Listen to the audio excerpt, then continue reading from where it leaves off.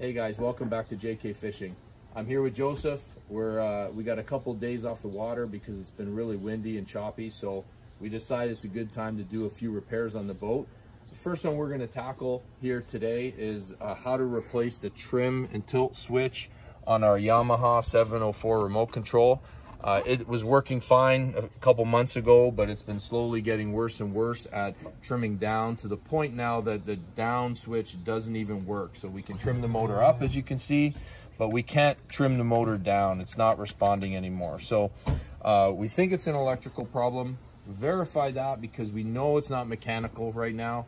The trim and tilt switch that's integrated on the side of the motor that we've got here, it trims up and trims down, so we know it's something electrical somewhere between the remote control and the motor. So we've troubleshot this a little bit, and what we decided to do is get a new switch, assuming that this is the problem. And we ordered this on Amazon, somewhere around $30, delivered with Amazon Prime, and we're gonna see if this solves our problem. All right. Okay, so I found the wires underneath that the trim tilt switch is connected to. You'll see that this wire here goes up in under the remote control there and through a hole. You'll see there's a red, a green, and a blue wire with some connectors here. So just to make sure that our assumption's correct here, what I'm going to do is I'm going to disconnect the current switch, and I'm going to plug in the new switch that we got before I start dismantling everything to check if this is the problem. Okay, so we're just going to plug the new one in here. Make sure you match up the right colors, green to green, okay, and blue to blue and red to red. And now what we could do is we can actually check this, and we can check that it trims up, it's working up, and it's working down. So that makes us realize that it's actually the switch. And now what we're going to do, just disconnect it, and we're going to head over to the remote control and we're going to replace the old one. Okay, so what we're going to do first over here at the remote control is we're going to remove the 4 Phillips head screws that are holding this cover down. Now what you'll notice on the side here is there's 4 pins. There's 2 on this side and 2 on the other side that are kind of holding this cover down. Our boat's pretty old, it's weathered, the plastic is weakened, and when I took this off before, they actually cracked. So it's a little bit harder to take this off without these cracked because the plastic goes underneath these little pins. But this should be pretty easy. Once we're done with these 4 screws, Joe's gonna go on the other side of the handle. There's 2 more screws over there. And then you'll see everything will come apart. It'll be super easy to see where the switch is and where the wire goes inside into the console. So we got the 4 screws out. You're going to see that this cover should come off relatively easily. Okay. And here's the wire that we have for the trim switch. Okay. It's going into the boat, to the center console. While Joe's taking that off, I'm going to take off this other part here. There's actually a screw here with a little plate almost that's holding the wire in tight. So we're going to take this off as well. While we're there, we'll work this together, get it done faster. And you'll see that comes off nice and easily. Now Joe's almost got the handle taken apart. What you'll also see in here is that this wire is actually wrapped around the throttle arm here, or whatever we call this part.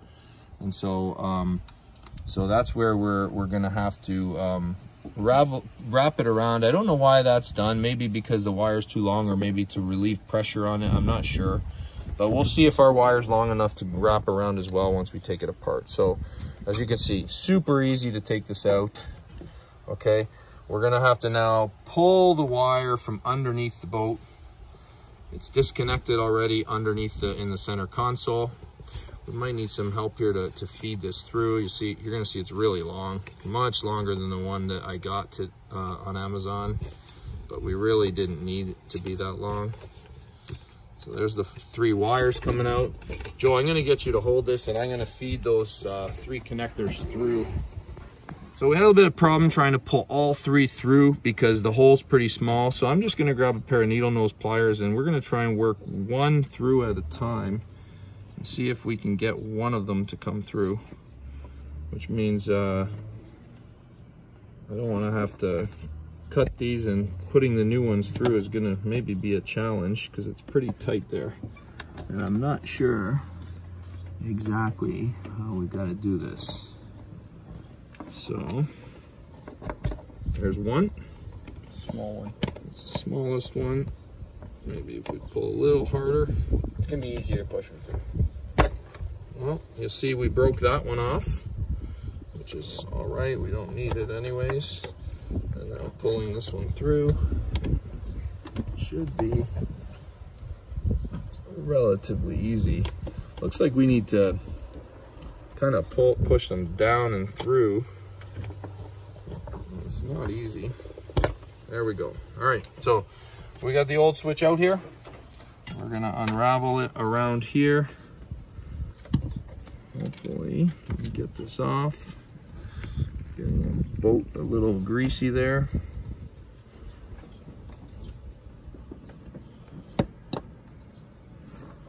Get a screwdriver or something to kind of push it under. Unwrap it. We're gonna have to clean the boat after this. Yeah, all the grease. And there we go. So continue to pull it through.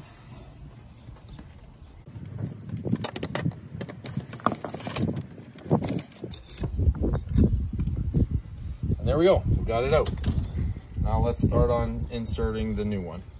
Okay, so we got our new switch here now. We're gonna put it through the throttle arm here. We need a screwdriver to just pop them up here. Hopefully get them to start coming through. There's one. Might be easier actually to take the whole arm off. We're trying to keep this all intact instead of dismantling the whole thing. So we're gonna put the wires through, make sure it fits in place there. Okay, and now we're gonna have to feed these through. And like I saw from underneath, it's kind of, we gotta go up and under. So hopefully we can get these through one at a time here. If not, we may need to take this apart a little bit in order to get them in. Okay, so we had a little problem here. It proved to be more difficult than we thought to get these wires in and out and under here, because you have to push them in at a certain angle, and because these connectors are so long, they didn't want to bend through. So we actually had to take out the mount, disconnect the mount that's attached to the center console here. So we took out the screws. These screws here, there was 4 of them, 1 in each corner, and we pulled it out to make it a little easier versus trying to grab these wires from inside the center console. So again, we're going to try and get this next one through. So we need to push it through here. We're going to look through see if we can see it pop out in here. If we can grab it, we're going to have to just pull lightly with these pliers until we get it through. Those are the difficult ones. And now let's just hope we can get this last one through there. The right angle. There's no rubber on the tip of this one, so we'll see if we can grab the, there we go. So we got them all through. We can feed them into the center console. We'll try and get as much as we can here in. I don't think we're gonna have to wrap it around because we don't want to use too much of the length here. It's gonna go straight in. Let's mount this back in.